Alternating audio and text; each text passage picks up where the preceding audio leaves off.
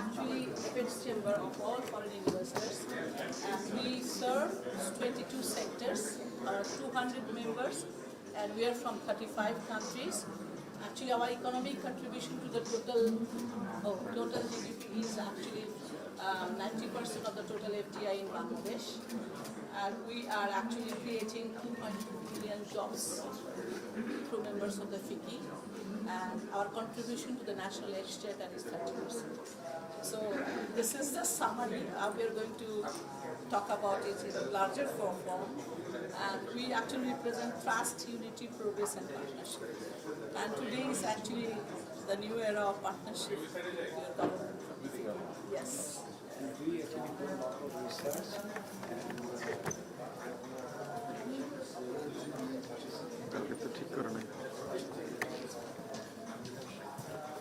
this is one of the very flagship three broad drivers to identify ways agriculture, green finance, and digital economy.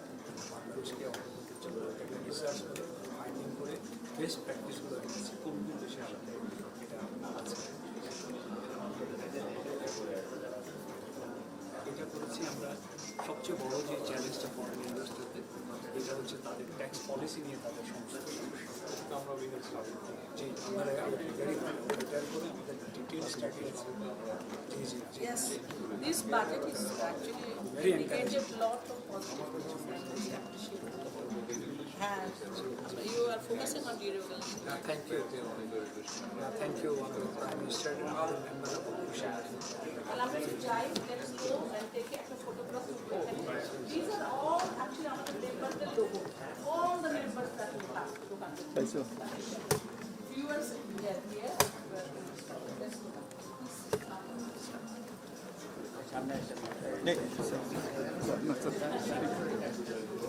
একটু পিছিয়ে যেতে হবে পিছিয়ে আপনি জানেন স্যার সামনে থেকে সরে খালি করে ভাই একটু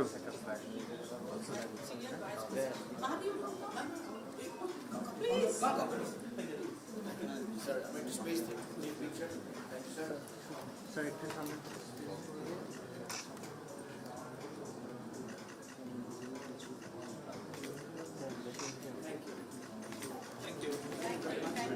Now let's go. Actually, I wanted to follow the Bye, man.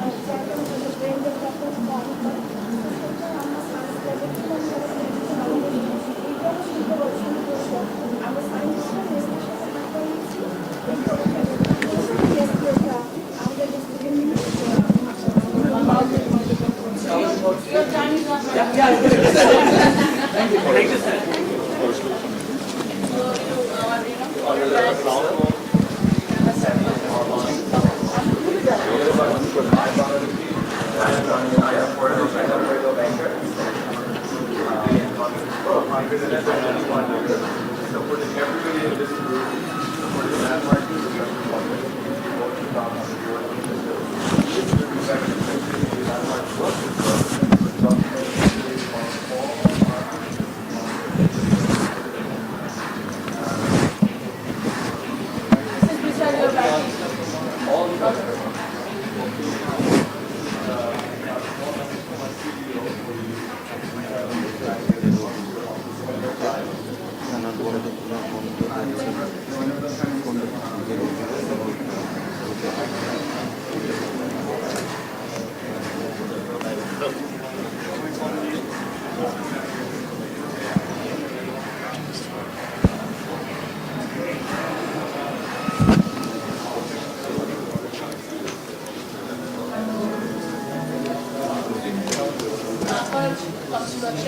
but your mother's speech is there.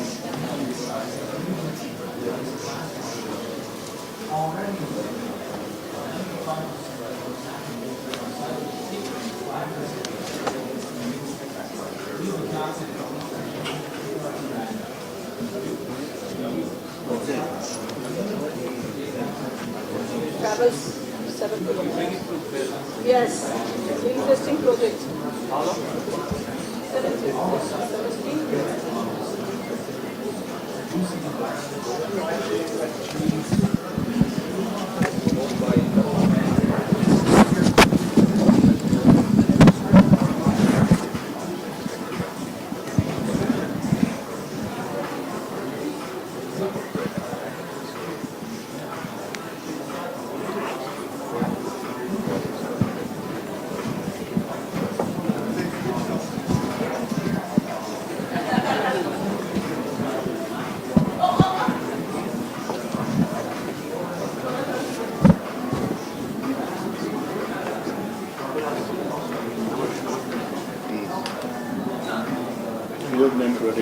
Million মানুষ সেভ করছে সেভেন হান্ড্রেডে আসলে টাকা গেছেন কিছু আমরা নতুন investment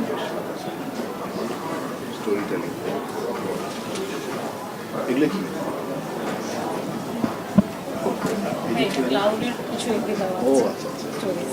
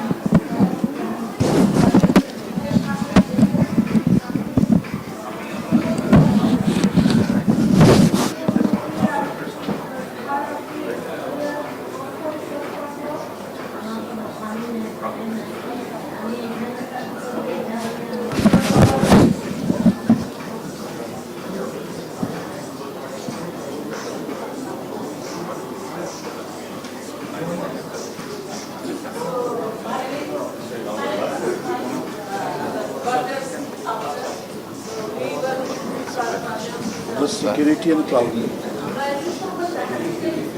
All kinds of things we covered. We got all the joint ventures. Basic knowledge হচ্ছে এই জেনারেশন একবার দিয়ে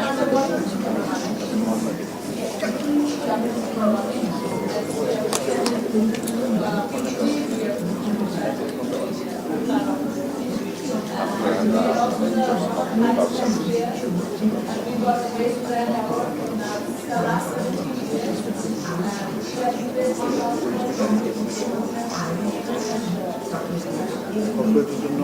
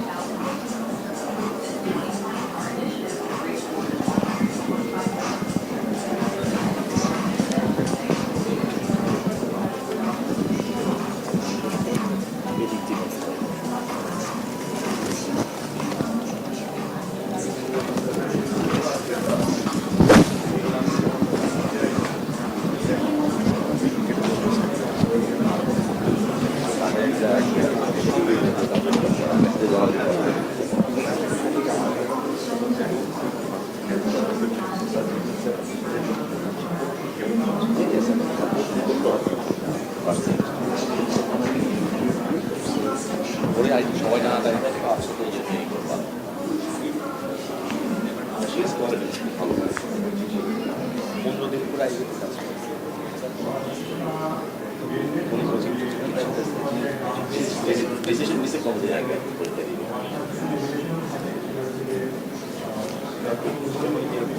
এটা একটা ছিল পরিবেশ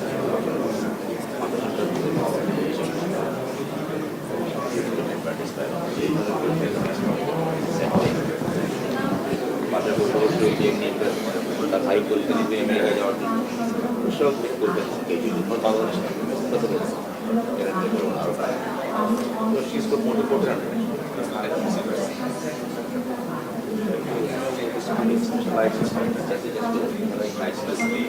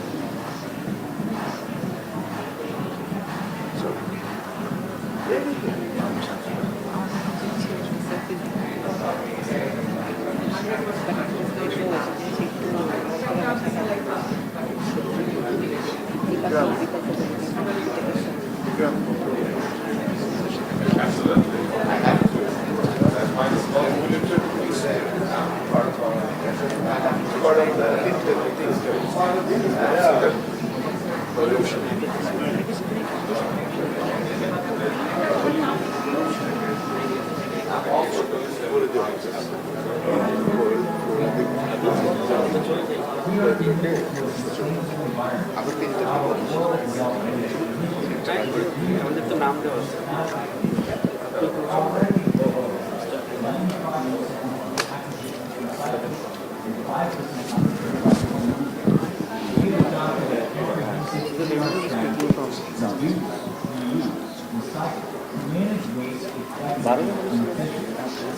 We collect and recycle the used bottles from marketplace through our strategic partnerships. Our recycling pet bottles, reducing environmental impact,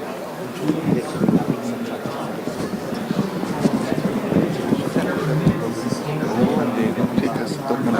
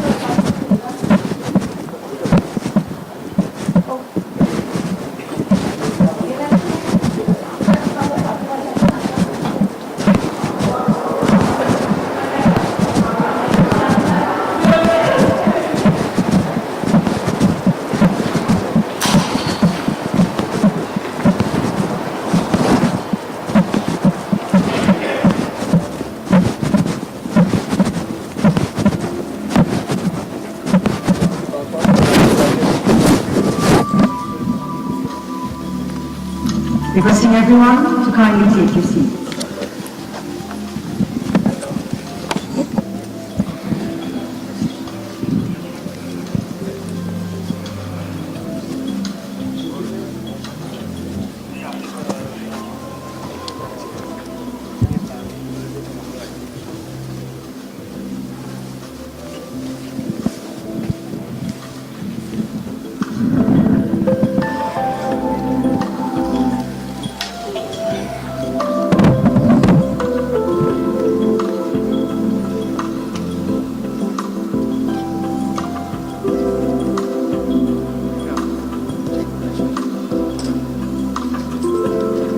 Once again, requesting everyone to kindly take their seats.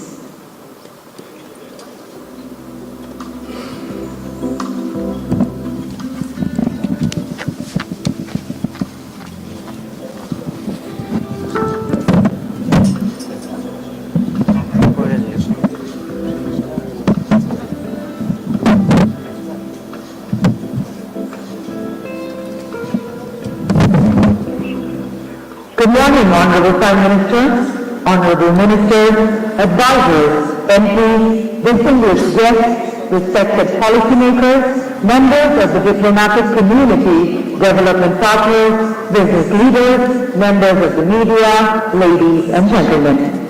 On behalf of the Foreign Investors Chamber of Commerce and Industry, FICCI, it is my great pleasure to welcome you all to the FICCI FDI Conference-2026, Driving Foreign Investment for Jobs and Prosperity in Bangladesh. I am Azra Mahmood, and it is my honor to be your MC for today's program. Today's conference brings together senior government leaders, policymakers, regulators, diplomats, development partners, investors, multinational companies, business leaders, and media representatives to discuss practical pathways for strengthening Bangladesh's investment climate. We are deeply honored by the gracious presence of the Honorable Prime Minister, Mr. Tariq Rahman, and his distinguished delegation. Can we please have a round of applause?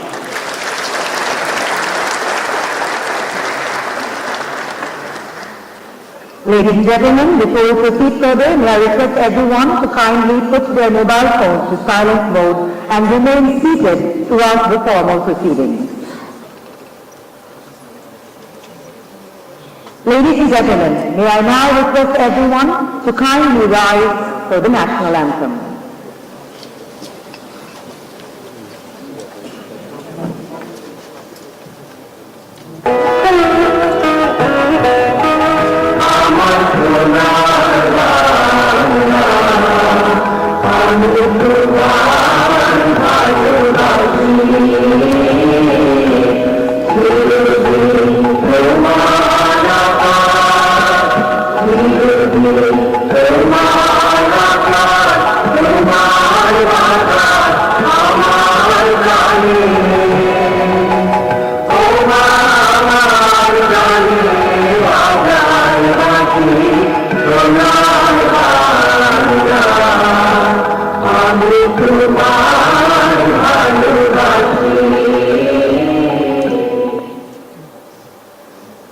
Thank you very much. Requesting all of you to kindly take your seats.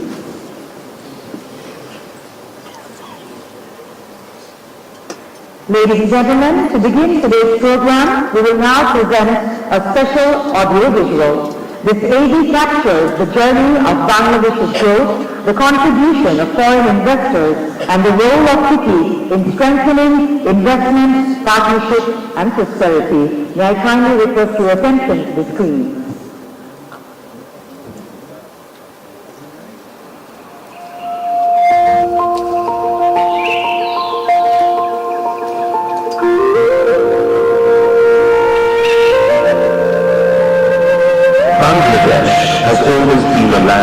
Welcomes the world, a land of rivers, rhythm, resilience, and possibilities. From its natural beauty to the spirit of its people, Bangladesh inspires those who come to discover it. Today, Bangladesh is more than a destination to admire. It is a destination to invest in, a nation moving forward with infrastructure, innovation, industry, and ambition. For decades, FICCI members across 22 sectors have helped drive Bangladesh's growth story. Building industries, creating jobs, strengthening supply chains, introducing global standards, and connecting Bangladesh with international markets. FICCI members represent some of the most committed foreign investors in Bangladesh. Together, they contribute significantly through investment, employment, innovation, exports, technology transfer, revenue generation, and sustainable business practices. Every successful investor carries a story of opportunity, partnership, and growth built in Bangladesh. And when existing investors thrive, they become the strongest advocates for Bangladesh to the world. Progress is never built without challenges. Investors bring not only capital, but also experience, understanding what works, what must improve, and what can unlock the next wave of growth. That is why dialogue matters. When policymakers, regulators, and the investor community come together, ideas become solutions, solutions become confidence, and confidence becomes investment. FICCI stands as a bridge between global investors and Bangladesh's promise, between policy and progress, between today's contribution and tomorrow's opportunity. The future of foreign investment in Bangladesh is not only about capital, it is about jobs, prosperity, innovation, exports, skills, revenue, and shared growth for generations to come. Welcome to FICCI FDI Conference-2026, where experience meets policy, where investors shape possibilities, and where Bangladesh strengthens its place as a future-ready global investment destination. The next chapter of Bangladesh's growth will be built through collaboration, through investors who believe in potential, through industries that create opportunity, through innovation that drives progress, and through partnerships that transform ambition into prosperity. Together, we are not only investing in Bangladesh's future, we are helping build it, enhancing the quality of life of Bangladesh. Thus, FICCI believes, Khabar Age, Bangladesh.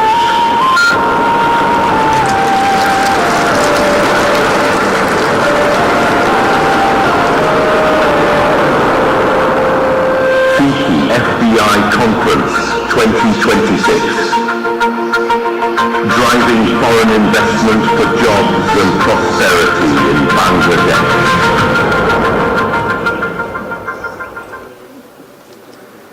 Ladies and gentlemen, it is now my honor to invite Ms. Rupali Hafsaudry, President of FICCI and Managing Director of Berger Paints Bangladesh Limited, to deliver the welcome address.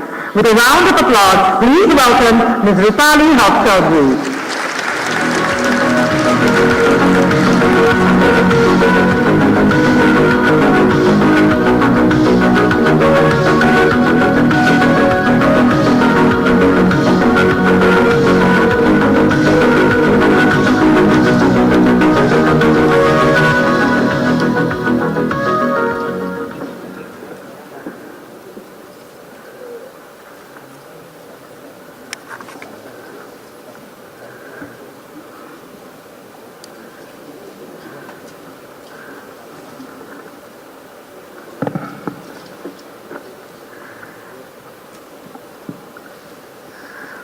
Honorable Prime Minister, Commercial Minister, Commerce Minister, Ambassadors and Diplomatic Community Councillors of FICCI member countries, esteemed members of the Cabinet, respected advisors, distinguished panelists, members of business community, developing partners, ladies and gentlemen, good morning and Assalamu alaikum.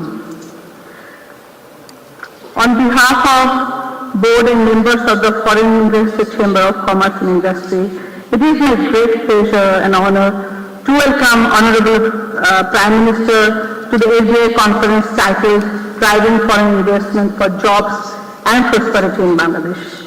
We are immensely grateful to the Honorable Prime Minister for taking time out of his extremely busy schedule to join this event.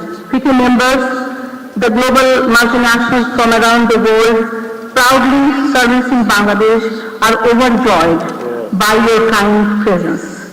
Your gracious presence today sends a signal about your and your government's firm commitment to Bangladesh economic prosperity, private sector load economic growth and foreign investment. Today's gathering takes at a particularly important moment for our country. Over the 5 decades past, Bangladesh has achieved a remarkable economic transformation. Since independence, the economy has expanded approximately $89 billion in 1970 to nearly $500 billion today.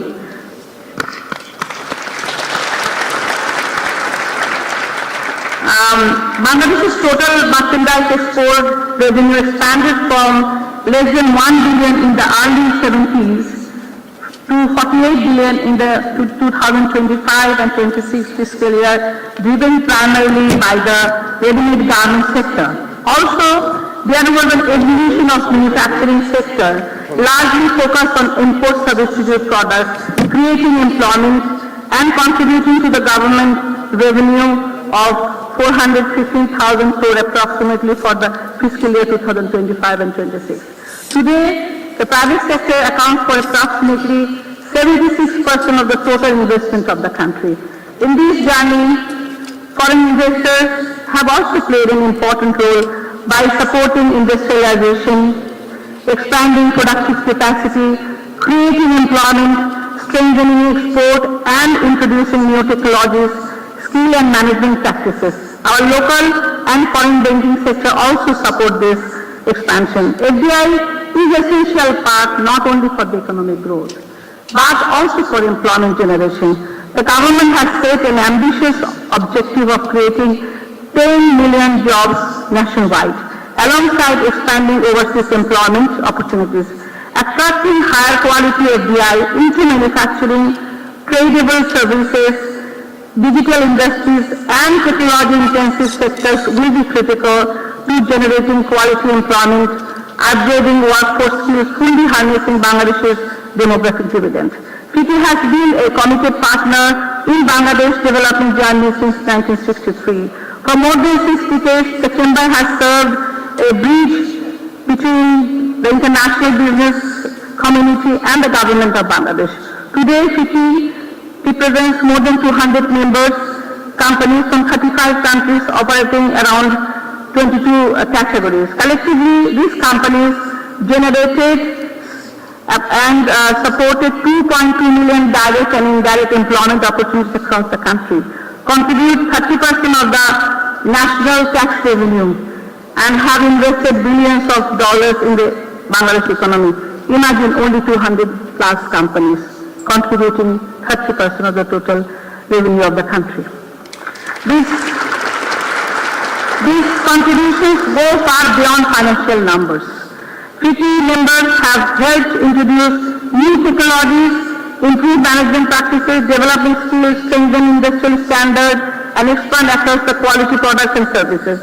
Across manufacturing, telecommunication, energy, banking, consumer goods, healthcare, logistics, many other sectors, foreign investors have contributed to Bangladesh's productivity and resilience.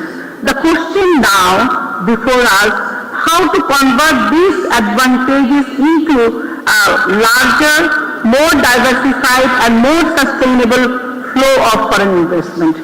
So we are questioning of scaling up.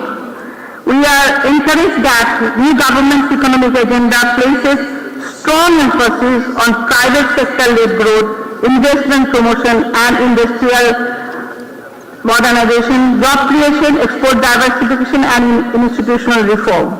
The pro-investment commitments in the government election manifesto provide an important foundation for renewed investors' confidence. At FICCI, we see this is an opportunity to work in close partnership with the government to translate this priority into tangible outcomes. We are committed supporting the government reform agenda through constructive policy dialogue, evidence-based analytics and recommendations, and continued engagement with both public and private sectors to strengthen Bangladesh's investment climate.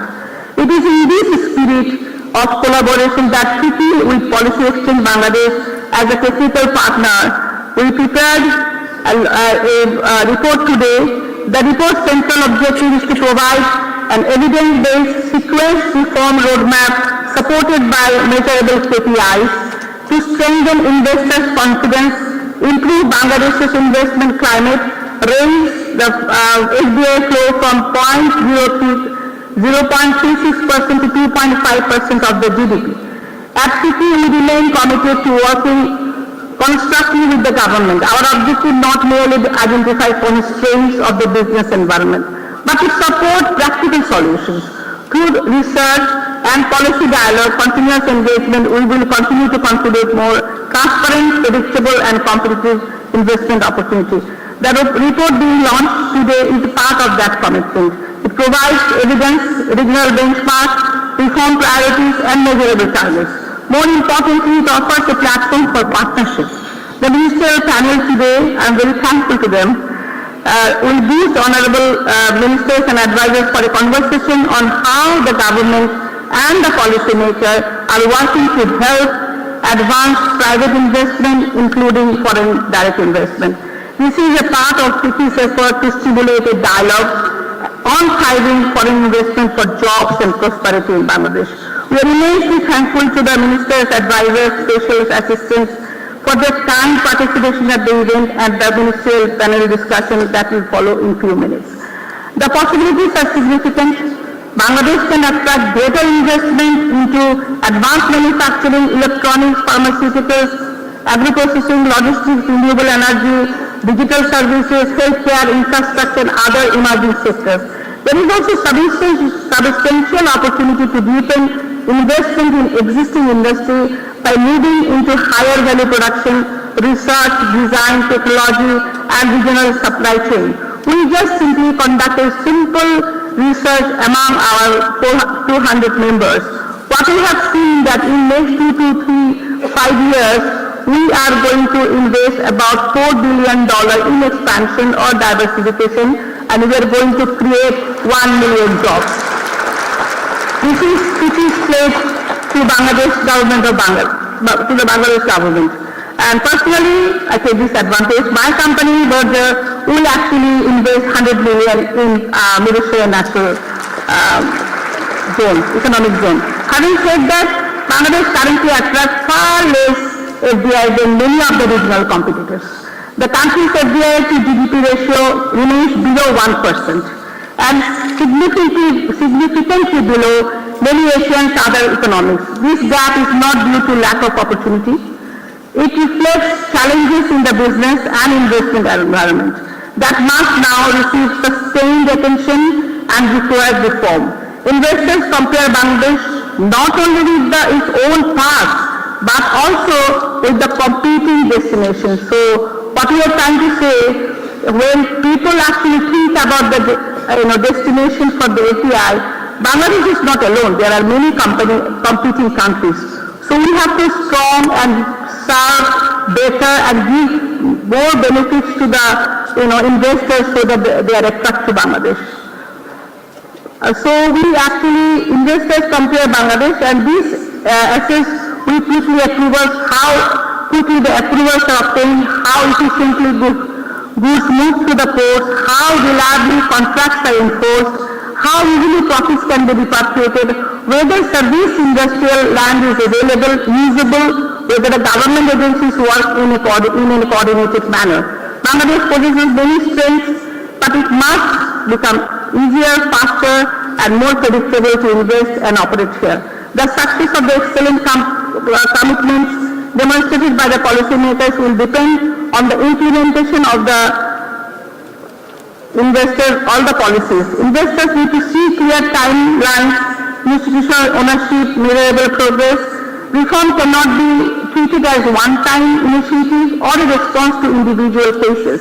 It requires continuous attention at the highest levels of the government.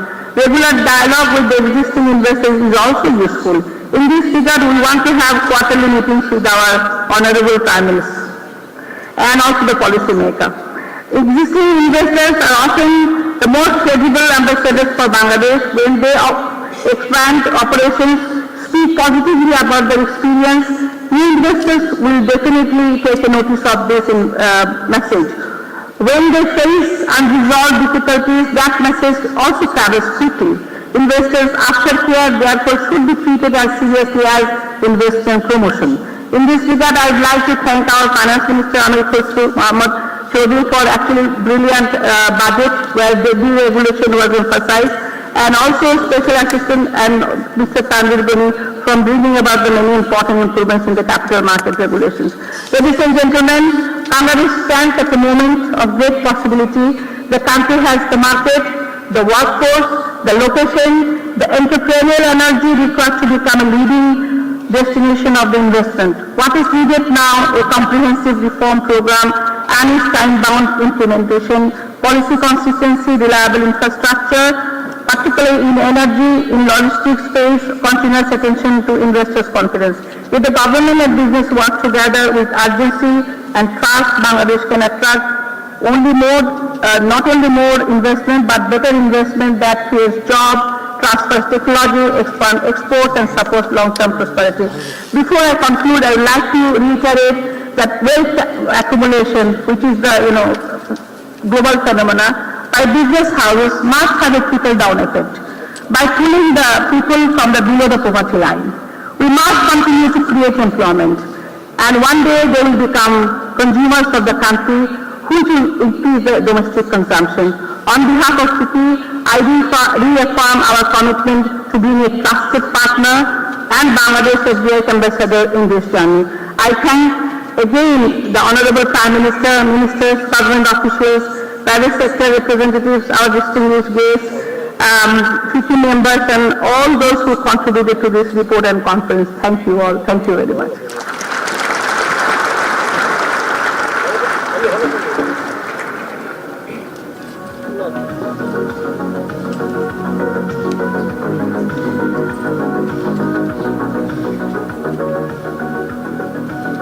Thank you very much, Ms. Rupali Chaudhry, for your valuable welcome remarks and for setting the tone for today's important discussion. Ladies and gentlemen, we will now move to the key segment of today's conference, the presentation of key findings from the FICCI FDI report. And to present the findings, may I invite Dr. Masroor Riaz, Chairman and Founder of Policy Exchange Bangladesh, to please come up on stage. With a round of applause, please welcome Dr. Masroor Riaz.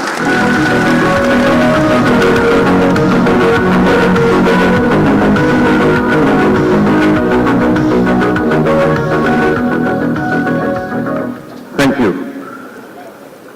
Honorable Prime Minister, Ministers, Advisors, Special Assistants, FICCI President, members of FICCI, distinguished guests, ladies and gentlemen, Assalamu alaikum and a very good morning to you all. It is indeed a great privilege to present before the Honorable Prime Minister and also this August gathering, which includes our best investment ambassadors, the existing foreign investors in Bangladesh. Over the next 12 to 14 minutes, I would highlight the central messages emerging from the report FDI for a New Bangladesh, Roadmap to a $15 billion Vision. A report jointly prepared by FICCI with technical support from Policy Exchange. This report examines how FDI can help contribute in Bangladesh's economic aspirations. It assesses where the country stands with regard to its investment climate vis-a-vis its peers in Asia, and it outlines the policy and institutional actions that are required to advance the government's priority in private and foreign investment agenda.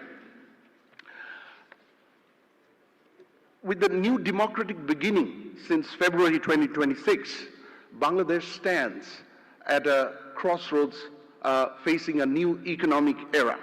Having transformed from an agrarian economy to a $500 billion one, the question before us is no longer growth, but it is how we can attract high-quality global investments. The next decade will not be defined by who produces the cheapest goods in the world, but it will be defined by those who can attract global capital, leverage technology, and innovation. So the discussion today, therefore, is not only FDI, it's about how we can position Bangladesh as a compelling investment destination for the world and thereby turn it into an economic powerhouse. To understand why FDI matters for Bangladesh, we have to look back at the last 5 decades as well as the aspirations going forward. The economic liberalization, building on the economic liberalization, initiated by the government in the late 1970s, and I must highlight a BNP government led by late President Ziaur Rahman. Building on that economic opening, Bangladesh made remarkable development journey where private sector dynamism and increasing integration to global markets played the most crucial role. From the path to becoming the second largest ready-made garment exporter in the world, to the connectivity and telecom boom initiated in early 90s, to power and energy infrastructure expansion, FDI played an instrumental role in mobilizing capital, technology, access to new foreign markets, infrastructure, and most importantly, high-quality jobs. The global evidence is also very clear. FDI is instrumental in transforming many economies by creating industries, exports, and jobs. Countries such as Vietnam, Thailand, Malaysia, Costa Rica, they all demonstrate how strategic investment can help transform an entire economy. From economic transformation, where we see 1/3 of China's industrial GDP comes from FDI. Vietnam's 2025 export, $475 billion. 70% of that came from foreign invested enterprises. FDI around the world has also played a role in helping countries developing new sectors, something that Bangladesh must critically do now. Diversify its economy into new sectors, diversify its exports into new sectors. Thailand and Vietnam stands as great example. A $7 billion cumulative investment by Toyota has helped turn Thailand into the Detroit of Asia, in the automotive sector. A mammoth $23 billion cumulative investment by Samsung in Vietnam has turned this country now as one of the largest, most vibrant electrical and electronics sector in the world. Technology transfer, a $300 million investment by Intel in the late 90s now enables Costa Rica to get 60% of their export from very high value technology and medical technology exports.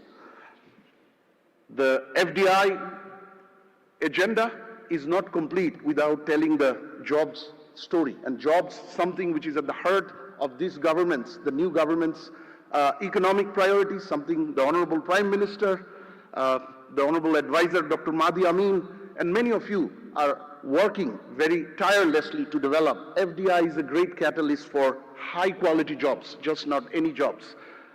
Vietnam's FDI into the electronic sector created 1.3 million quality jobs. The Thailand FDI in automotive sector, for every one job created in the by the FDI, 3.5 more jobs were created in the local economy. In South Asia, in India, we see between a 50 to 100% wage premium for workers and staff who work in FDI invested countries. Going forward, this becomes even more critical. A number of growth drivers of Bangladesh are increasingly under pressure and generating diminishing returns. The macroeconomy needs the support of greater export and foreign exchange in order for Bangladesh to meet the increasing demand for energy and industrial raw material imports. Private investment, the single most important catalyst for economic prosperity, has come down to a decade low to 21.5%.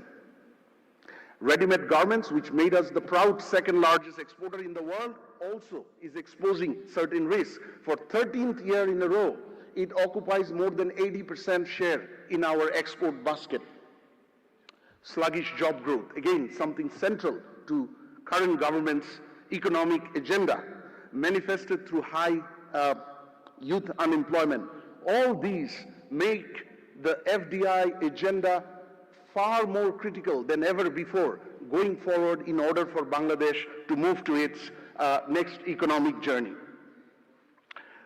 The FDI agenda can also help, it can be in delivering the BNP government's election manifesto. It can become a catalyst to deliver, help transform a number of economic priorities that the agenda puts forward, from a $1 trillion economy to 10 million jobs to 35,000 megawatts of regular and renewable power to 15% of GDP, elevating the tax revenue to 15% of GDP, and creating infrastructure and industrial diversification. FDI is central, and that makes the manifesto's target of elevating FDI to 2.5% of GDP an absolutely timely and right target for the time. Now, where do we stand today? We have done well, benefiting from FDI in the 5 decades, since late 70s, 4.5 decades. We need it more than ever before. But let's take a look where we stand today and where we stand vis-a-vis our Asian peers. Bangladesh offers a number of strengths with regard to an investment destination. It possesses many attributes that the global investors seek: market scale, strategic location, dynamic workforce, a growing consumer market, a young, dynamic workforce. Global investors value this quite strongly, and this places Bangladesh in a strong position vis-a-vis the fundamentals in comparison to many emerging economies. But the big question is, are we able to convert these advantages into benefits? I think that is where expectation doesn't match the reality, or reality doesn't match the expectation, or the achievement doesn't match the potential. Bangladesh in 2025 has generated $1.7 billion of FDI, but at the same year, Indonesia did more than 21 billion, Vietnam more than 20 billion, and a smaller economy, Cambodia, did more than $5 billion. The FDI performance does not also commensurate with our economic strength or the growth of the economy. For Bangladesh, the FDI to GDP ratio stands at around 0.3%. For Vietnam, it's more than 4%. For India and Pakistan, it's around 0.7%. And this performance comes at a time when geopolitics is fast reshaping the global trade and investment landscape. According to UNCTAD, 76% of the global enterprises feel that geopolitics will be the most important determinant for their FDI decisions going forward, more than economic slowdown or growth, more than climate agenda, and so on. And the geopolitical geopolitics-led opportunities and risks are aplenty. We see China's U.S. import from China going down, and at the same time, U.S. import from Vietnam going up. We also see the trade policy risks around the world in 2025 has gone up by 7.5 times, 750% in comparison to 2020. And this is important for Bangladesh, as Bangladesh will have to continue leverage the power of global markets. East Asia, which is seen as a miracle in economic growth in the last couple of decades, is now seeing dwindling share of FDI, 12% drop in year 2025. Now, what is holding us back? We have the strengths, we have the clear needs and opportunities through the global shifts as well. But what holds us back are two groups of factors. The first factor, which I feel is the most important one, is the competitiveness gap or competitiveness differential between Bangladesh vis-a-vis our peer economies in South Asia as well as in the East Asia. FDI is a competition. FDI is highly competitive. Investors compare countries and their efficiency for investment framework. They don't compare intention or intents. So increasingly, they are looking for efficiency, predictability, and confidence. And that's where several competitiveness measures indicates that Bangladesh has major room for improvement on the logistics and the trade side. If we look at the Container Port Performance Index by S&P and the World Bank, our Chattogram port stands at 356th. Indonesia's Tanjung Priok is 103rd. Vietnam's Haiphong is 30th, and India's Mundra is 25th. If we look at the Logistics Performance Index, which looks at border clearance, customs regulation, logistics infrastructure, we are ranked 88, far behind our competing countries. And OECD trade facilitation indicators, which look at complexity, documents, time, cost of trade, our scores are 50% on an average lower than our peer economies. Market and regulatory environment, slightly dated, but it stands as a good reference point worldwide. The Global Competitiveness Index by World Economic Forum, 104th Bangladesh. And we can see how our peer economies, competing economies, are stacked. The Be Ready, the Business Ready by the World Bank, which is replacing the Doing Business, the globally famous Doing Business ranking. Our scores in the regulatory framework or regulatory environment is about 20% lower than our competing economies. Capabilities and innovation, economic complexity index, which looks at how well countries can diversify its production of goods and services. We are ranked 122nd, and all our peer economies who are competing for the same dollar of FDI that we are stacked way above us. So if we have, the report makes an assessment across 6 categories of investment climate parameters: trade, logistics and trade facilitation, investor protection and regulatory governance, trade integration and FTA, free trade agreement networks, incentives and tax regimes. Bangladesh, as you see, have got at least 5 areas to move from weak category to gradually strong category. And our competitor, Vietnam, for example, is showing 5 greens or 5 strongs as against our 5 weak points. Now, there are issues in the local investment climate as well. Energy, Madam President from FICCI mentioned that 1100 MMCF per day gas supply needs to improve in order for industry, power and small businesses to get the necessary energy. 32% non-performing loan, less than 10% of market cap in the capital market deprives Bangladesh from the growth capital that is required. Logistics tax, high effective tax incident. It is a great gesture by the government in the last budget approved in June It has given a 5-year predictability, something investors around this room and around the country have been asking for, but we still have very complex and high tax incidence on investors. 23 agencies, 150 services, BIDA is making effort to integrate. However, there remains many more, which creates red tape opportunities. Now, how do we move towards the $15 billion vision? Bangladesh's constraints are well understood and increasingly actionable. Removing these barriers possess one of the greatest opportunities of time for Bangladesh to move along the economic ladder. And what is good is that all of these improvements that we have just seen are completely within our control.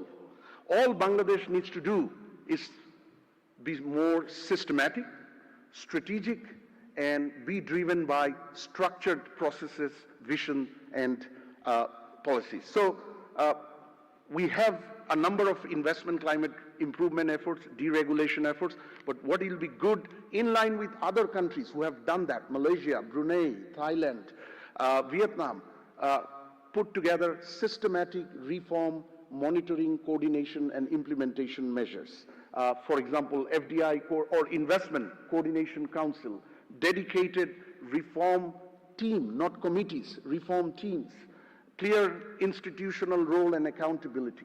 Going beyond business as usual approach, that's no longer what got us here in the 4.5 decades, is not going to get us to the next level. We need to be more strategic, smarter, and that's where we need to introduce improvement efforts for global rankings.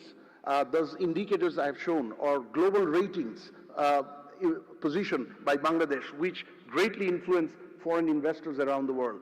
We now have a great tailwind, advantageous geopolitical position. Bangladesh must take advantage of this favorable geopolitical position. We have a Japan EPA, we have a US trade deal. There are great opportunities offered by both, and we must be able to take advantage of these geopolitical tailwinds. And systematic vision, I think the BNP manifesto provides a great structured vision, but more is needed, like a national investment policy, national investment law, and many other structured areas such as that one. Now, reforms, I'll finish in next 1.5 minutes. The reforms we undertake today is going to give us the dividends tomorrow. And we have seen around the world, more reforms lead to more FDI leads to prosperity. Just some example from around the world and what applies for Bangladesh. A 1% increase in trade openness through trade reforms can increase FDI by more than 3%. A 5% reduction in Bangladesh of tax burden on investors and foreign investors can increase FDI by more than 16%. And a 1% increase in FDI can help increase employment by 3%. Now, Bangladesh has repeatedly demonstrated that when bold vision and political ownership that we have today is matched by continued structured reforms, great achievements follow. The BNP has rolled out a very inspiring manifesto since very inspiring motto since February, which the audio visual showed, Shobar Age Bangladesh. The reforms and the strategies we undertake today with regard to FDI is also going to determine whether Bangladesh becomes also the first in the minds of global investors when they think about their FDI destination tomorrow. Globally, we have seen FDI is like a sensitive, care-looking child. It goes where it feels safe and it stays where it is treated well. And overall, investment follows confidence and prosperity follows investment. Honorable Prime Minister, ladies and gentlemen, thank you very much for your kind and patient hearing.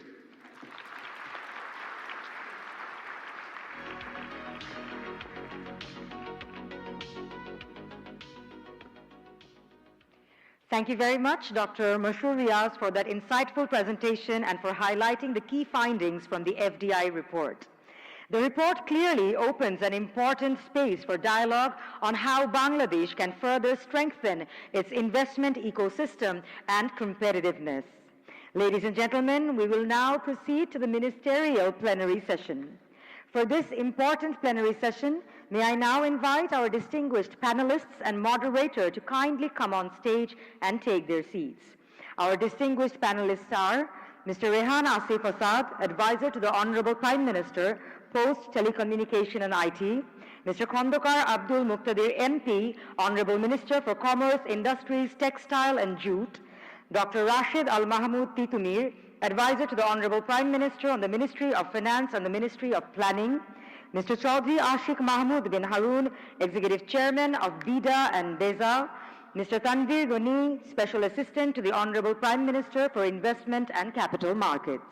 This session will be moderated by Dr. Mahdi Amin, Advisor and Spokesperson of the Prime Minister's Office. Requesting Dr. Mahdi Amin to take all the distinguished panelists and come on stage.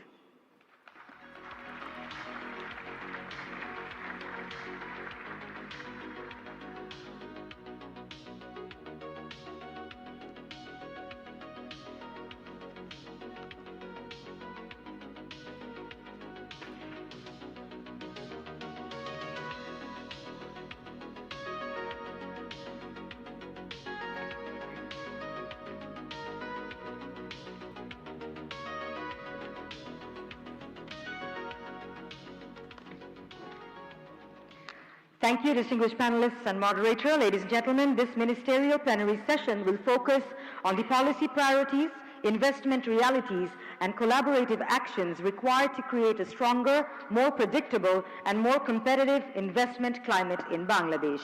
I now hand over the session to our moderator, Dr. Mahdi Amin. Thank you. Good morning, ladies and gentlemen, distinguished guests. Excellencies, Honorable Prime Minister of Bangladesh, thank you for being here today. I greatly appreciate FICCI for organizing this, in a way, historic event. Historic because the current government that we have that came in power for governance through a free, fair, and credible elections about 5 months back. And our Honorable Prime Minister, among his busy schedule, has come here to meet the foreign investors, and the foreign investors themselves have showcased the excellence, the global best practices, and their investment portfolio through him this morning. The panel that we have, the ministerial panel, this in itself is a bit unique one.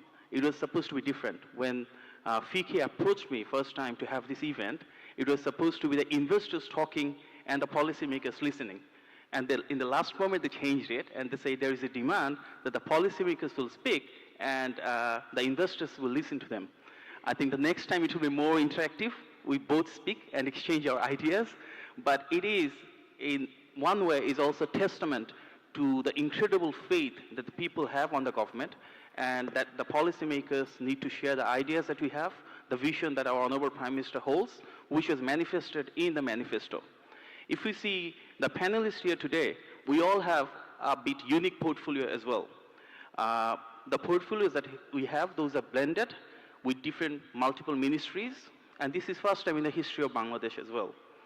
The reason why Honorable Prime Minister has made these portfolios according to this line is to make sure the decision-making procedure that's more streamlined, right from policy formulation to the grassroots execution, those are done faster, in a transparent way, and there is less conflict of interest, and that the ministries work together, aligning with the manifesto commitments.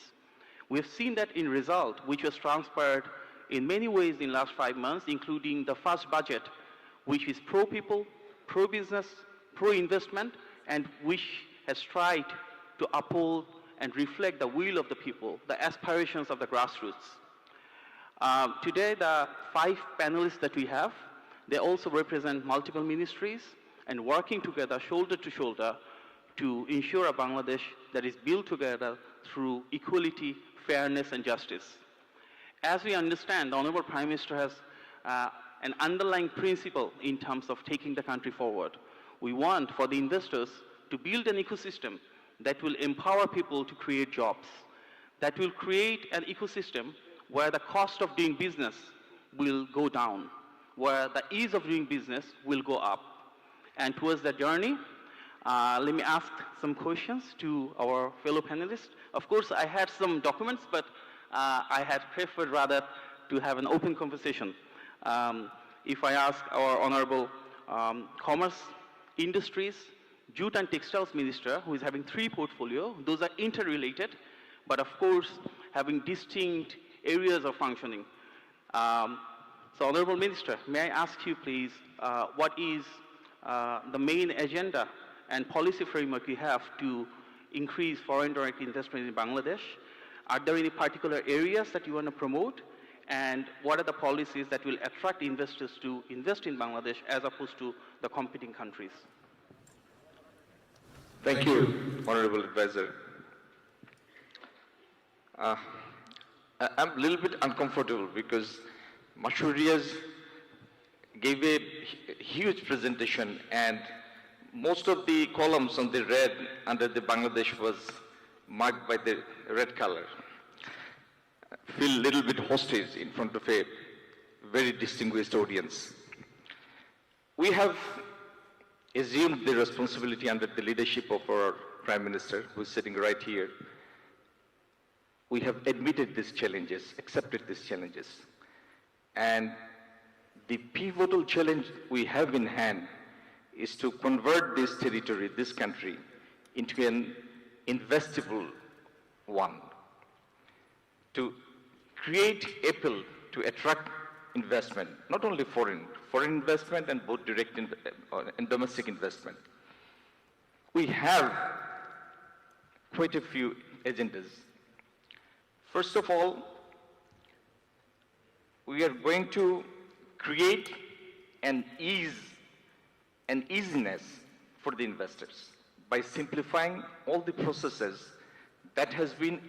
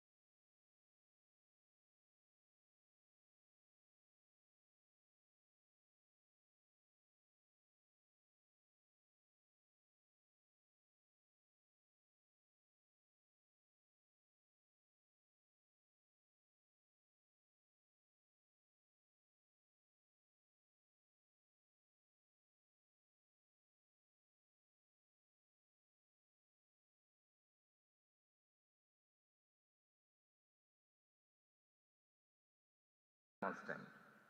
If we can do that, I think the existing installed production capacity, 30% of which is sitting idle right at the moment, will be able to utilize that, and that will be a very big addition to the GDP growth and production growth, industrial production growth.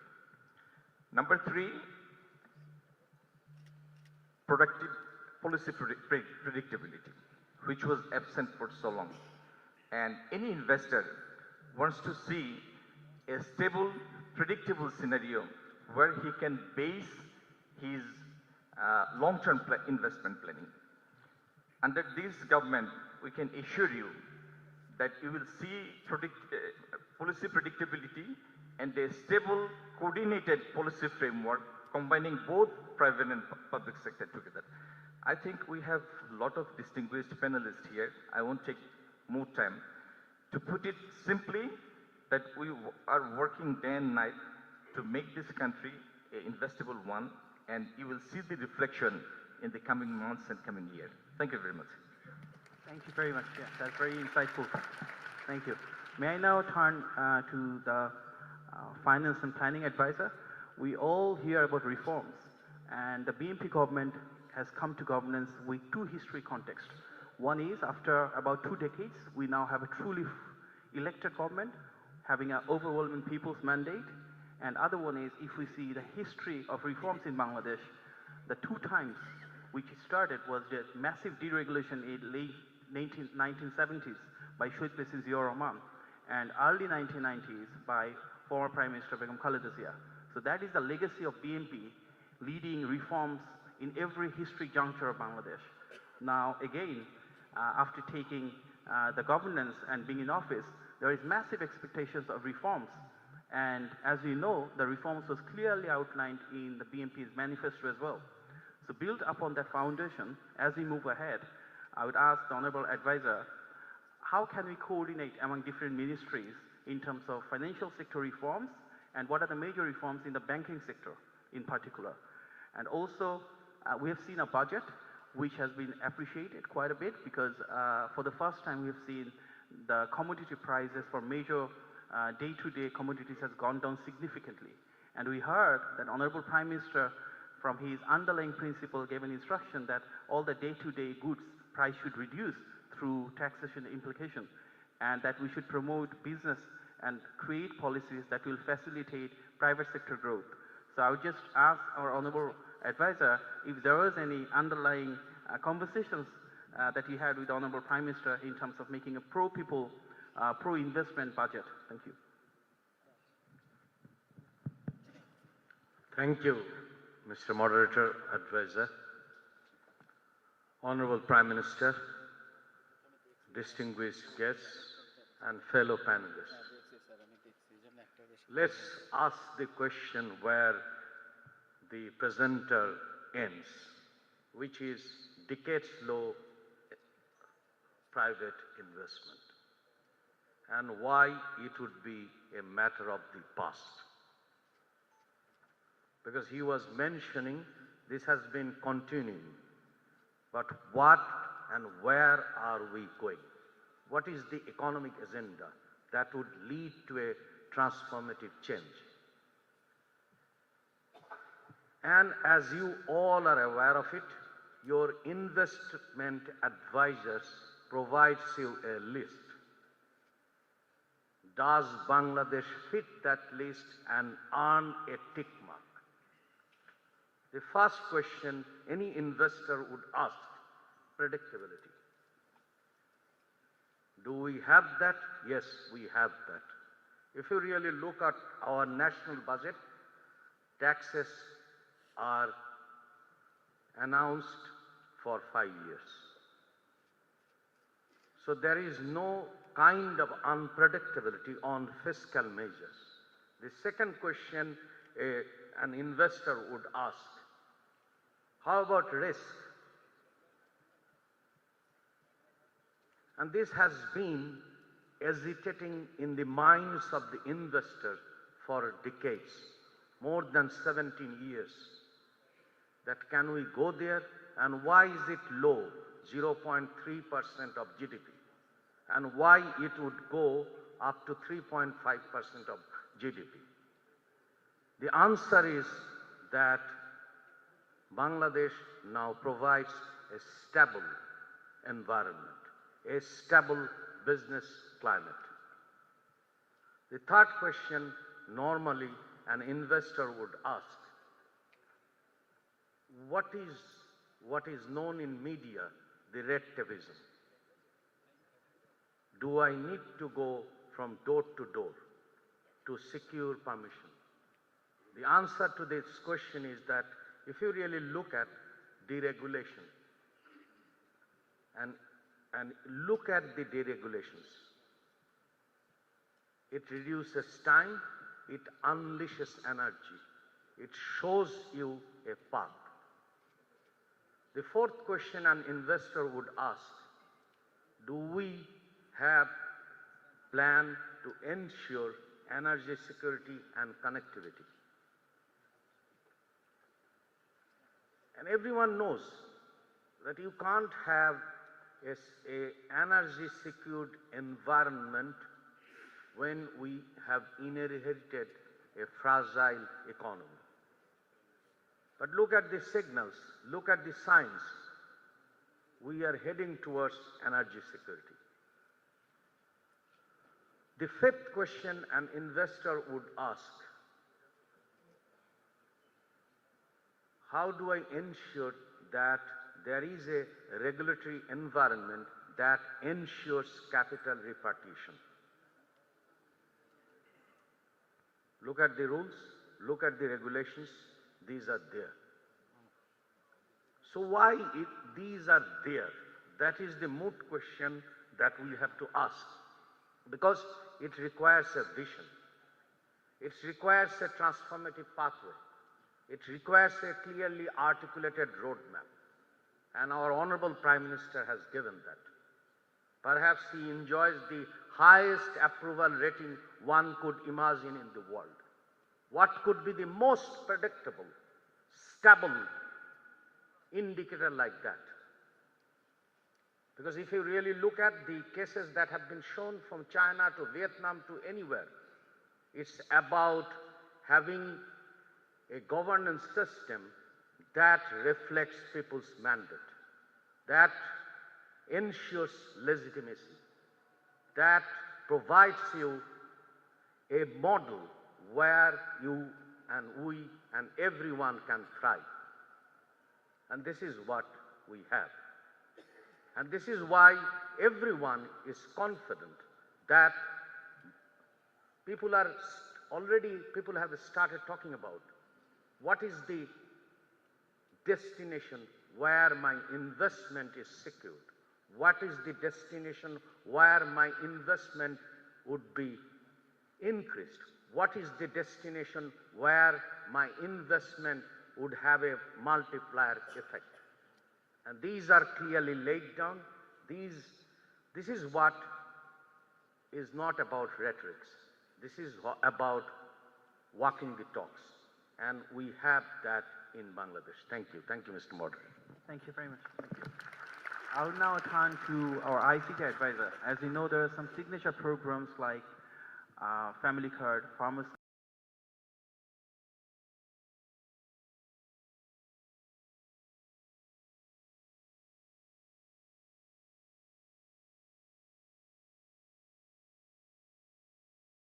Robotics.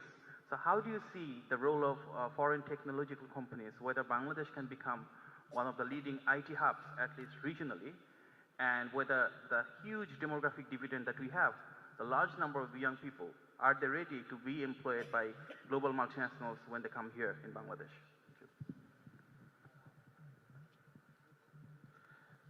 Thank you, Honorable Advisor, and good morning to everybody. You asked a question what's very critical, not just for our country, but globally. And I'll give you a three-part answer. Number one, that the world is currently embarked on fourth industrial revolution. The fourth industrial revolution is, the heart of it is connectivity and AI. And this is not just in our country, any country in the world. When we think of what is the next 20 to 30 years look like for the fourth industrial revolution, it's really critical to understand the connectivity, AI, and cybersecurity. I will start with policy. Then I'll talk about the infrastructure, and then we'll talk about our execution.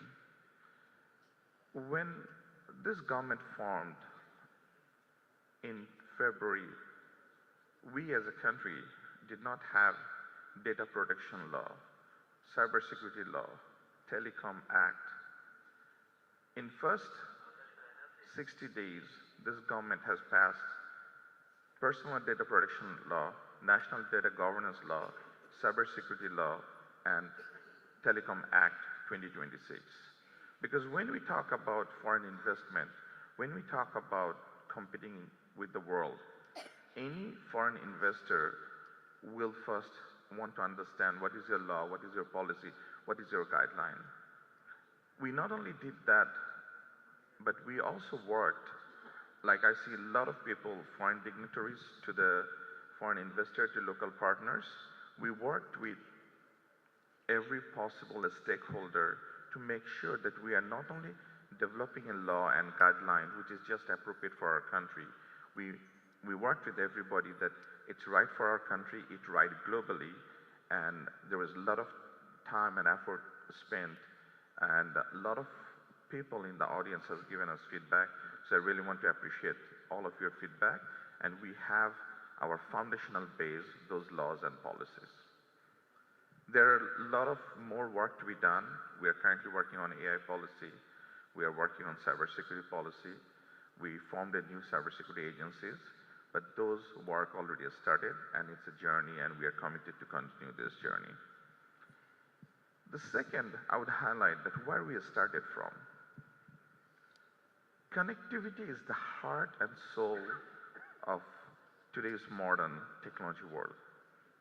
We are 9th largest country when it comes to mobile connectivity from a subscriber point of view. But we are 93rd country when it comes to mobile quality, service, capability. When it comes to broadband, we are 20th largest country from a subscriber point of view, but we are 97th or 143, depending on which international index you look into. So when it comes to subscriber, we are top 20 country in the world. But when it comes to quality of services, we are the bottom 10th percentile in the world. We will not be able to attract and compete unless we improve our connectivity. We start working on looking into connectivity while we are visiting the stall on the back that Grameenphone, Robi, Banglalink, Teletalk, all start improving the network quality. We just saw a demonstration of the 5G network. We saw that how we are rolling out the Starlink. And I want to highlight this thing very carefully that, see, Banglalink is launching the connectivity with the Starlink, that ubiquitous connectivity. Our government, that when we received this request, the American Embassy brought this to our attention. The Banglalink has sent this request to us. Within 2 weeks from receiving the application, from all the approval and processes done, and they start piloting, and inshallah we'll be launching very soon. So this goes back to what Honorable Financial Advisor said to us, that we are really looking into opportunities where we cut the time and the cost and go to market and prove to the world that Bangladesh is ready for business, and we really committed to that. Second thing we'll say that our broadband position. Our broadband is one of the weakest links for our country. Our submarine cable capacity is one of the weakest links for our country. Our interconnectivity among the cities and the last mile is a challenge for us. We understand that. We are putting together a plan. As we are improving on the wireless side, we also want to work on the wireline side, and our target is within the next 18 months to 24 months to take broadband to 80% of the population with 50 to 100 meg and higher. Second thing I would highlight is that a country in today's world cannot embrace the future without having a DPI, digital public infrastructure. Sadly, today, Bangladesh is probably one of the few countries in the world who does not have a DPI, digital public infrastructure. Honorable Prime Minister highlighted that in his speech in February 6th in Intercontinental, when BNP released the manifesto, that we are committed to build that connectivity and we are also committed to build digital public infrastructure. We have started our work, and God willing that we will ensure that every citizen in this country, one citizen, one ID, one digital wallet, within next 18 to 24 months, we already started this work. The last part, I want to highlight that one of the fundamental challenges what we faced when I sit down with a lot of industry player, and when I was seeing Mashrur Bhai's presentation, I was thinking that on Sunday night, Mashrur Bhai and his team were sitting in ICT Ministry not too far from here, and we are talking about investment in the data sector, and one of the fundamental challenges that if you look into the tax rate in Bangladesh in IT and telecom sector, it's one of the highest tax rates in the world. For telecom companies, the tax rate is around 51%. For IT sector, the tax rate is around 25-27%. During the budget, we worked tirelessly to receive all your feedback, and the credit goes to the Honorable Prime Minister and the Finance Minister. We had a lot of draconian tax rate in the technology sector, which we are trying to clear out and reduce and be competitive in the world. Just as an example, we had a SIM tax rate, 300 taka per connection, and the government was generating 1,200 crore per year from SIM tax. Yes, it hurts the government revenue, but based on all of your feedback, we have eliminated completely all SIM tax. Not only we eliminated the SIM tax, we also laid out that over the next 5 years, what would be the tax rate in this IT and telecom sector. And the last thing I would share that globally there is an index called ITU Index, International Telecom Union Index. They start producing this index from 2009. Just last week they have produced this year's number, and Bangladesh went up from 64 point to 68.2 points. 4 points, this is the highest ever increase for Bangladesh, yearly jump since 2009 that IT will start improving this index. And this grade goes to all of you who are sitting in this room and everybody who is working in this industry. We just started our journey. We are not there yet, and it will not be easy, it will be painful, and we have a lot of work to do. But what I can promise you, what Mahdi-bhai asked, that the fourth industrial revolution is all about connectivity, AI, and cybersecurity. We are putting together our policy, we are updating our laws, we are changing our tax rate, and we will do everything needed in the connectivity, in digital space, in AI space, to make sure that we are not only creating the next economy, digital economy in this country, but we are in the best in the world, inshallah. Thank you so much for the detailed policy pathway. Thank you for the policies. I will now look into Mr. Ashik Chaudhry, BIDA Chairman. We all know there has been an initiative to merge BIDA, Bangladesh Investment Development Authority, Bangladesh Export Zones Authority, and Public-Private Partnership Authority to one flagship entity, which is Invest Bangladesh, and that scope will go further as we move ahead. So what are the benefits for both foreign and domestic investors for having this one entity, and moving forward, how long will it take to get the new entity functional? Thank you. Thank you. When you're young, if you have seen the cartoon called Captain Planet, where powers combine, you create a superhero. So we're precisely trying to do that. If you look at all the other markets which Mashrur Bhai showed as competitors, none of them have multiple investment promotion agencies. It's a very old school concept. We've had numerous feedback from the market, from FICCI, from Kotra, Jetro, anyone you talk about, that having multiple agencies and multiple touch points within government makes it very difficult for investors to figure out where do they go for problem X, Y, Z. So Invest Bangladesh was built behind that idea, that if we build a stronger entity that has a stronger influence and a stronger voice inside the government, it will be able to uphold the interest of a lot of our investors. There's an interesting case study in early 2010s. Rwanda did very similar exercise. They merged all their investment promotion agencies. At that point, World Bank had the Ease of Doing Business Index. The next year, their ranking went from 158 down to 45. And the major factor behind it was effectively the merging of the agencies. So clearly there is a connectivity between what we are trying to do versus what we have seen as a success model across the world. Now, it also gives us some additional flexibility. We've talked about a lot of things, like getting the licenses done in 14 days. We needed the legal backing to be able to do that. You have seen we have tried to privatize a lot of our government assets, which we're not necessarily doing the best. And as we, as a team, do believe that business should be done by the business sector, we're here to help and facilitate. So this new law and this new institution allows us to privatize a lot of government's assets in a much faster pace. It also enables us to do things like free trade zone.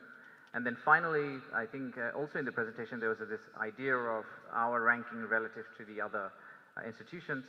What we have created as part of this institution is a research wing which will entirely focus on making sure we are well ahead of our competition in terms of rankings and future production. Now, if I may take this, this bill, as you have asked originally, the bill was passed last Thursday from the Parliament, so thank you to the leadership and also the parliamentarians for allowing us to do that. We do expect Invest Bangladesh to be in effect within the next 2 weeks and the new organization to start its journey. As we start our journey, I do want to leave a request to the audience. We all are very blessed to be here in our own roles. We don't take it very easily, we do take it very seriously, and we are trying, as you hopefully can see, trying to operate as one team. Operate with a very single-minded approach of taking the economy to the next level, creating jobs and bringing investment. What we do need is your help. We need you to be part of the team. As it has been mentioned many times that the existing investors are the ambassadors for us, not only in Bangladesh, but in the boardrooms of New York or London or in Davos. Anywhere we go, you have a much better control on the narrative of what Bangladesh is about. So be part of our team. Our request is, of course, please challenge us, please give us feedback, please say these things are not right. Ease of doing business is very difficult. Doing business in Bangladesh is definitely not easy. We will take those feedback. But at the same time, what we really hope that you will do is to share that we are trying to get better. We are trying to work as one team. We are trying our best to give the best possible investment climate in Bangladesh, and we're really open for business. So that's my request for all of you. Thank you. Thanks very much for the detailed explanation. Thank you. I will now turn to Special Assistant to the Honorable Prime Minister on Investment and Capital Markets. As you know, there is a new vision of having foreign investment in the capital market, and also there are aspiring local companies who are successful and high-flying to go abroad as well. What are your plans to facilitate both incoming and outgoing investments surrounding the capital market? Thank you. Okay. Thank you, Advisor Badi. First of all, from a financing standpoint, let me just go back a few decades in terms of what's been our regular practice. Historically, Bangladesh has solved all its financing needs through bilateral, legally binding lending contracts with multilaterals, the World Banks, the IMFs. That system has worked and worked well, and here we are at a $500 billion GDP. But from here to a $1 trillion GDP, we will have to expand the scope of our financing needs and avenues. And that generally means going into the international capital markets, domestic capital markets. There's a ridiculously large size of pools of private capital that is hundreds and hundreds of times larger than the banks we have been managing thus far. So the objective of this administration is to open up these new channels. So it could be international dollar bonds in New York. It could be an equity-only Hong Kong-based fund. It could be panda bonds. It could be domestic bond issuance, equity issuance, but all of them with one intent: to help finance private sector companies in Bangladesh. And in the cases of the state-owned enterprises that Ashik has been working so hard, this pool of capital abroad, they are so comfortable looking at SOEs that go into the private market. This is a tried and tested model all over Asia. So the key for us will be to obtain alternative sources of capital and then make sure that capital is able to reach our shores, and we have the right taxation structures, right Bangladesh Bank repatriation structures, and I believe we should be able to bring in multifold of capital in this country going forward. If you just look at the last 6 weeks, since the new Securities Exchange Commission has been put in place, just 6 weeks, market has stabilized. It's up just below 11%, trading and daily trading volume, which is purely directly related to tax revenue.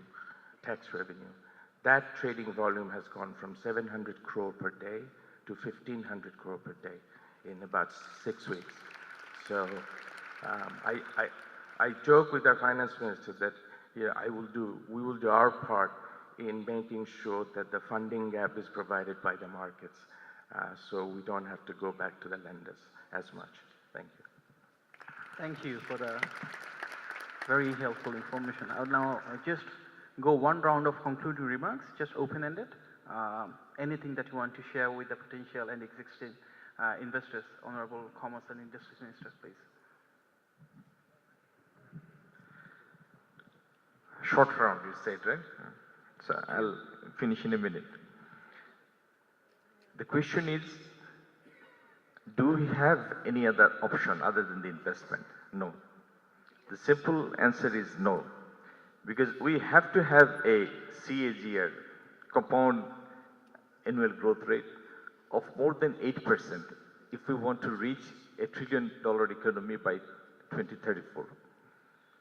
And in order to reach that landmark, that target, we have to have a very efficient market. That means our ECOR has to be improved significantly. Right at the moment, if we take the average of our last 10 years, our incremental capital output ratio is 5.5%. So we need to significantly increase the private sector investment, which has been hovering around 21.5% last year, to at least 33-34%. And the public sector investment may be increased another 2 or 2.5 points. Combining both the private and public sector investment, if we can take it to around 40 and then improved ECOR, we can expect to reach that landmark of $1 trillion economy by 2034. So in order to have that scenario, realize that dream and vision, our only agenda in hand is to convert this territory into a really investable one. What I and my colleagues told you in the last half an hour, none of this is soundbite. We are going to implement it, and we will, by implementation, this country, in next couple of years, you will see the investors from around the world are flocking together with investments in not one sector, not in ready-made garments, not only in leather, not only in jute, but in the digital economy as well. Thank you very much. Thank you. Thank you, Honorable Minister. Honorable Finance and Planning Advisor, anything as concluding remarks, please. Thank you, Mr. Moderator. We are, as we all expect, that we are to reach 2034, in 2034, a $1 trillion economy. And we have already embarked in a new model, a model that talks about investment translating into employment, and employment giving us adequate revenue that can finance skilled, healthy population. We would like to raise our GDP in terms of education expenditure to a GDP in terms of 5% of GDP in health and education, and 3% in social sector. Because for investment to have its sustainable footing, we need skilled, healthy human resources. Second thing that we are committed is about making sure that there is functioning institutions.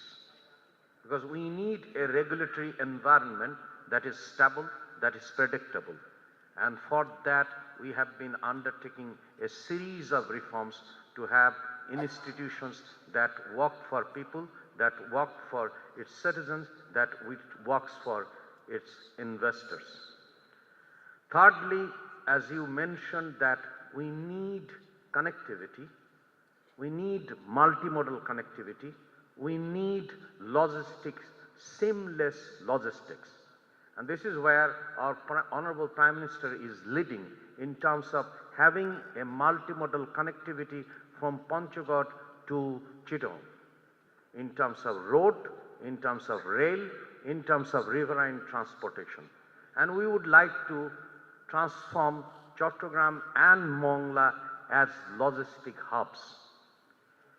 And as you all mentioned, and the multiple reports suggest that we need fiscal incentives. Yes, if you really look at, we are trying to ensure that our economy is diversified, our economy is competitive, our economy is ensuring productivity growth. And for that, we have come up with a series of fiscal incentives. And the final point that was made by the FICCI president is about having dialogue. Yes, if you really look at, our Honorable Prime Minister has been having interaction with industrialized. If you remember, on 23rd of April, he had a meeting with all those investors, and then subsequently there are meetings with the investors. So what we have is a political leadership which would like to not only see but are working to transform the whole economy, which can cater to the citizens, cater to every citizens, and that could ensure Bangladesh before all. Thank you. Thank you, sir. Thank you so much for clearing the pathway, Honorable Advisor. I would now turn to the Honorable ICT Advisor, please. I'll talk about one huge opportunity and one challenges for our future. When we look into the electronics, consumer electronics, computer, and all the manufacturing electronics industry, it's a $2 trillion economy in the world. If you look back last 40 years, 90% of this economy, when it was a $1 billion economy or $1 trillion economy, 90% of those $1 trillion manufacturing has always happened in Asia Pacific, from Japan all the way to the Vietnam. Like you can think of Japan, Korea, China. Initially, if you go back 30 years back, Japan was much higher. Now China has much higher share.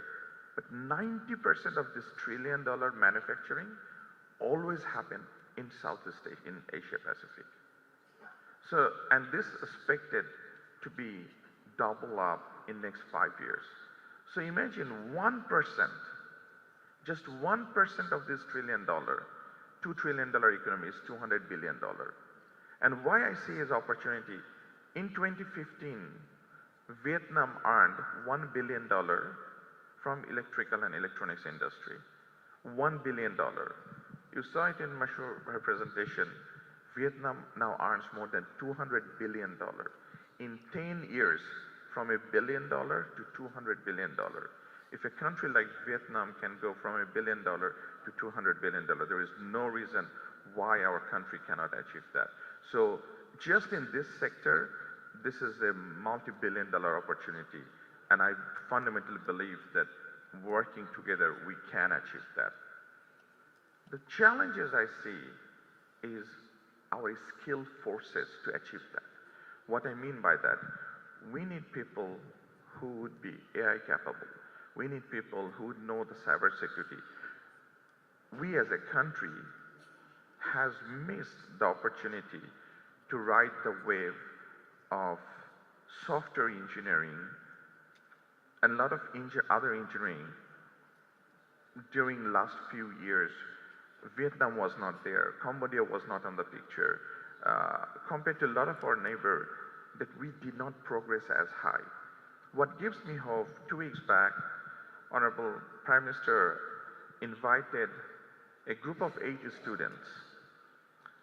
From grade 8 to grade 12, they have competed in Asian AI Olympiad, and 3 of our students won gold medal, and 4 of them are now going to compete in International AI Olympiad. We spent some time with those students, talking with those students who were from class 8 to class 12, from Dhaka to outside Dhaka to the Upajilas, give me the hope and conviction. The way these young children articulated what is AI, what tools they use, what machine language they use, how they build a platform, how they are thinking of their startup.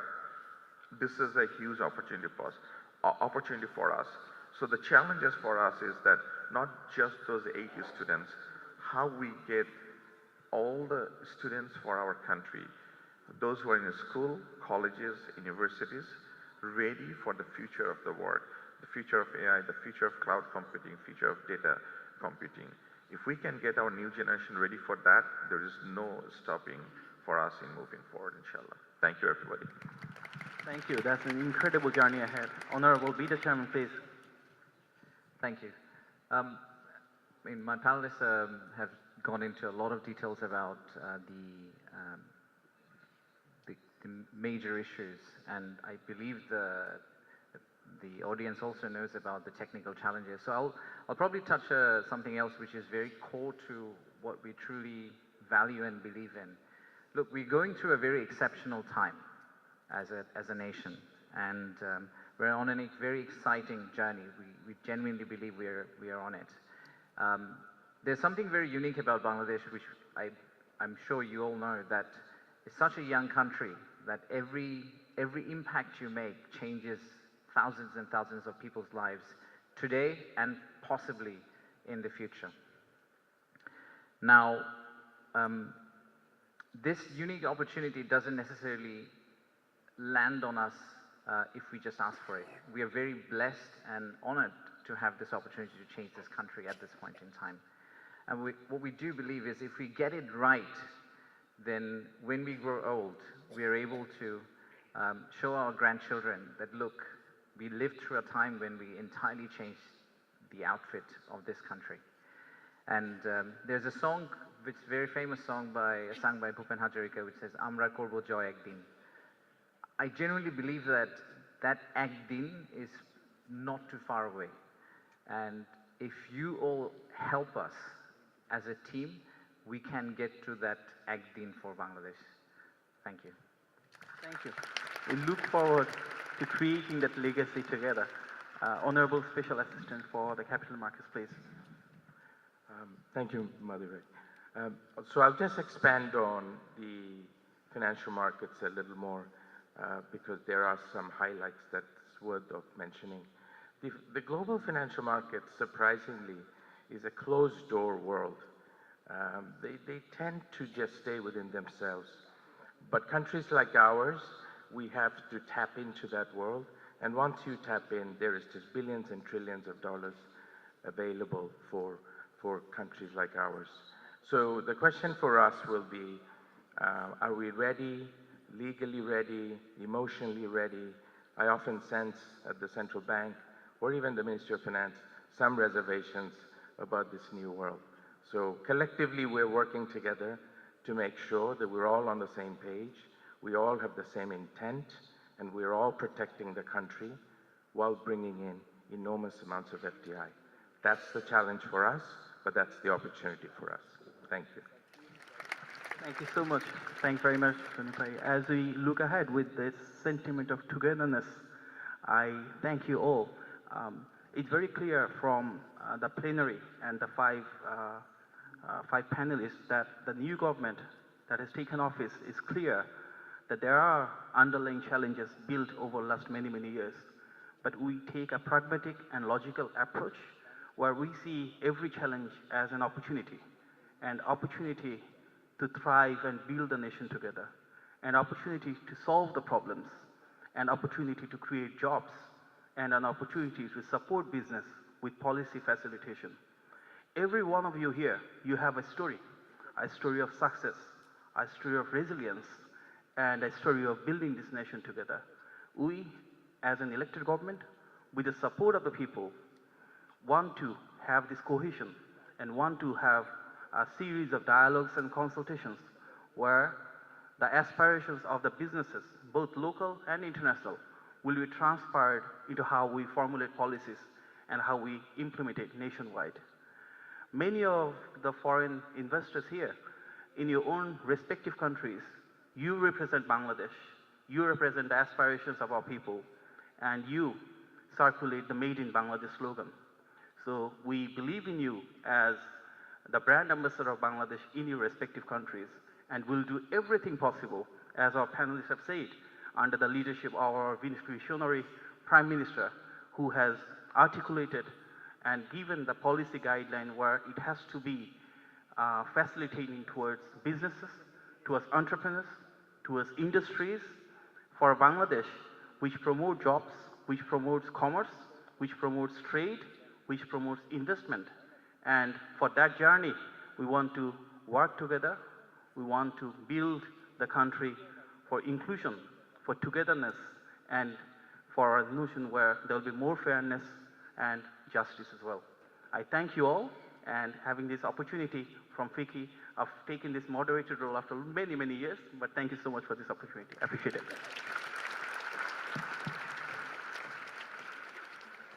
Thank you very much, Dr. Mahdi Amin, and thanks to all our distinguished panelists for such an important and constructive discussion. You may take your seats now.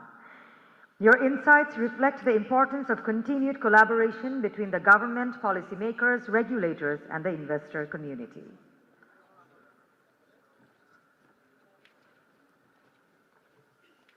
Ladies and gentlemen, we will now take 2 minutes to rearrange the stage. Your patience and tolerance in this regards will be highly appreciated.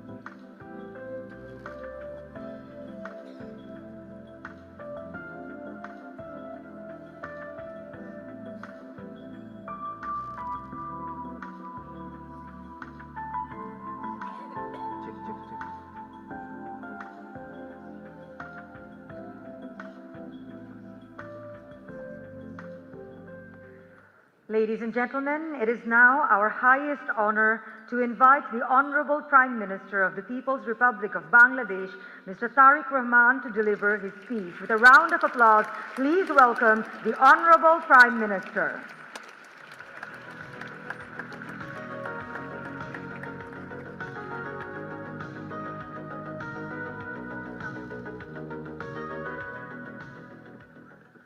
Please have your seats.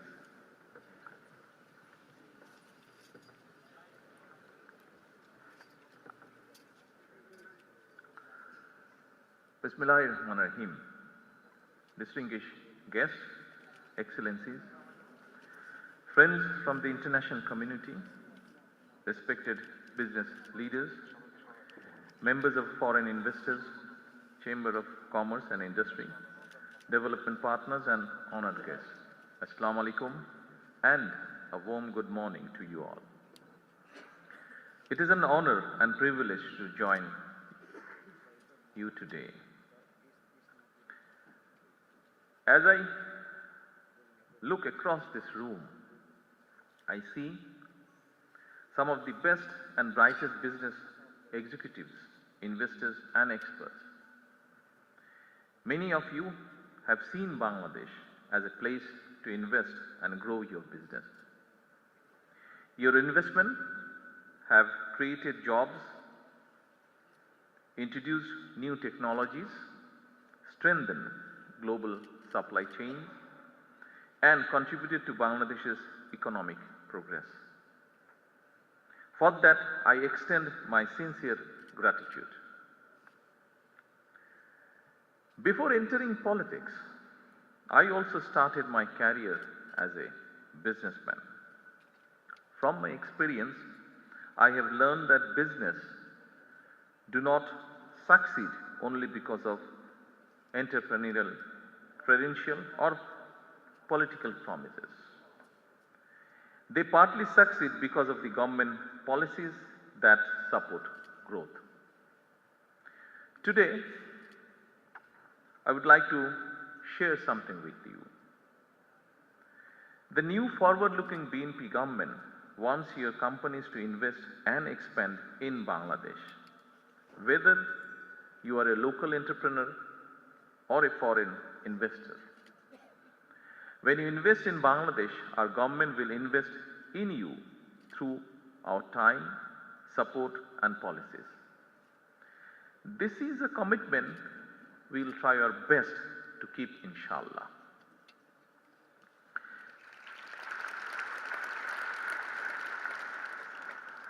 Ladies and gentlemen, Bangladesh has many challenges, but it also has remarkable strengths.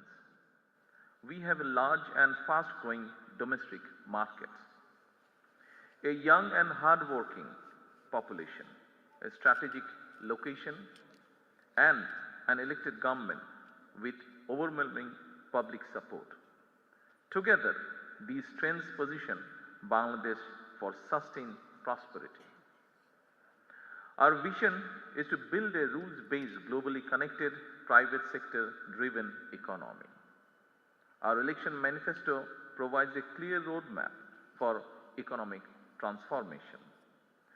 We invite you not only to invest in Bangladesh, but also to become partner in delivering that vision.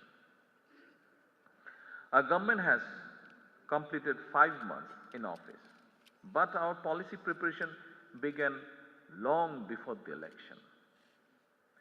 We listened to investors, entrepreneurs, business associations, economists, development partners, and business leaders.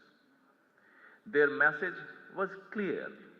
Bangladesh needs stronger legal protection for investment, modern regulatory framework, simpler tax system, easier profit repatriation, deeper capital market, and better infrastructure, of course. Dear investors, we listened carefully and now we are acting accordingly. We are modernizing our legal and regulatory framework, strengthening investor protection, improving dispute resolution, simplifying tax and VAT administration, and making it easier to repatriate profits. We are also developing a stronger capital market, encouraging startups, reducing unnecessary regulation, cutting red tape, simplifying government procedures, and digitizing public services. At the same time, we are improving ports, logistics, infrastructure, and energy security, while encouraging greater investment in renewable energy. Our government is determined to build a $1 trillion economy by 2034. Our first budget provides targeted incentives for priority sectors, including renewable energy, pharmaceuticals, electronics, digital services, agro-processing, advanced textile, healthcare, and logistics. We are positioning Bangladesh as a manufacturing hub, expanding and diversifying our ready-made garment industry, and investing in the skills, know-how, and technologies needed for human capital development. Ladies and gentlemen, Bangladesh's future depends not only on attracting investment, but also on building lasting partnership. I invite every business leaders in this room to become part of that future. Together, we can build an economy that is stronger, equitable, and inclusive. I welcome all of you to invest and flourish in Bangladesh. Let us grow together, create jobs, and shape Bangladesh. Let us become partners in building a prosperous and globally connected Bangladesh. Thank you very much, and I wish you all the very best in our collective journey ahead. Thank you. Have a good day.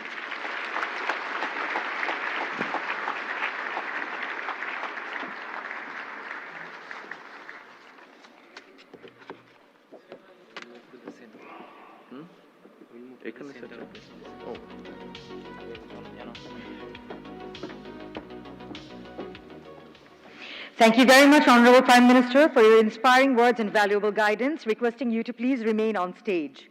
Ladies and gentlemen, we will now proceed to the presentation of the FDI report. May I request the following distinguished representatives to kindly join the Honorable Prime Minister on stage. Ms. Rupali Haq Chaudhry, President FICCI and Managing Director of Berger Paints Bangladesh Limited. Mr. Deepal Abe Wickrama, Senior Vice President of FICCI and Chairman and Managing Director of Nestle Bangladesh PLC. Mr. T.I.M. Nurul Kabir, Executive Director of FICCI. Mr. Shams Zaman, Country Managing Partner, PricewaterhouseCoopers, PwC Bangladesh Private Limited, and Dr. Masroor Riaz, Chairman and Founder, Policy Exchange Bangladesh.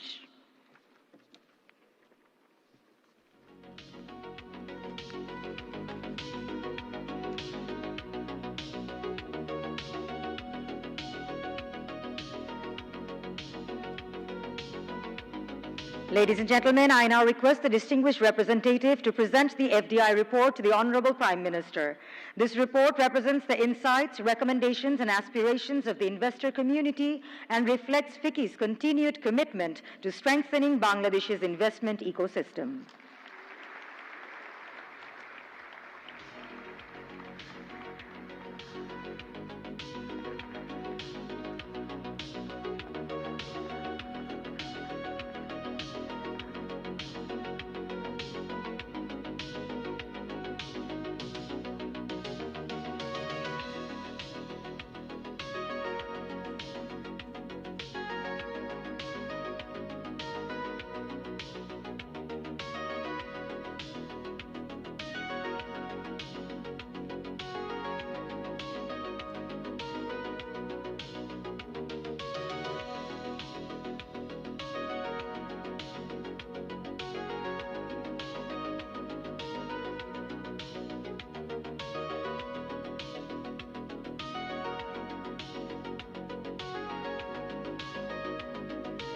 Thank you very much. Requesting distinguished individuals to remain on stage, and I'd like to request Mr. Shams Zaman and Dr. Masroor Riaz to take their seats.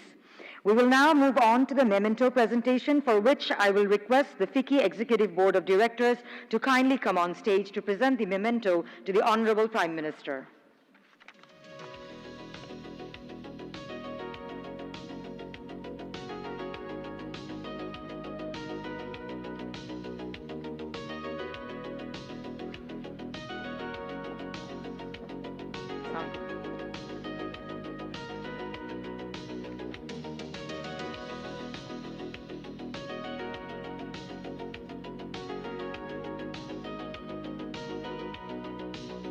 We will now have the memento presentation to the Honorable Prime Minister by the FICCI Board of Directors.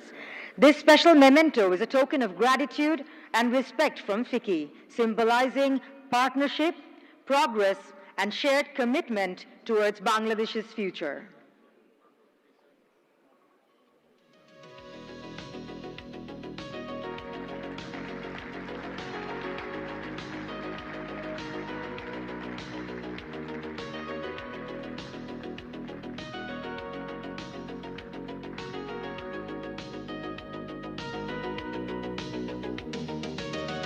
May I request everyone to remain on stage to capture the moment with the Honorable Prime Minister.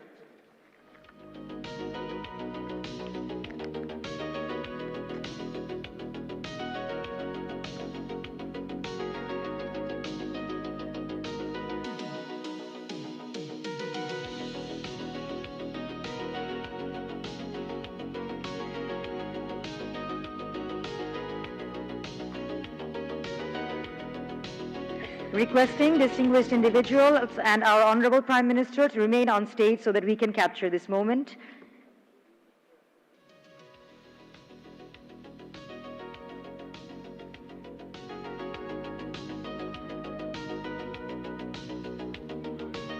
Thank you very much. Honorable Prime Minister and distinguished guests on stage, you may now take your seats.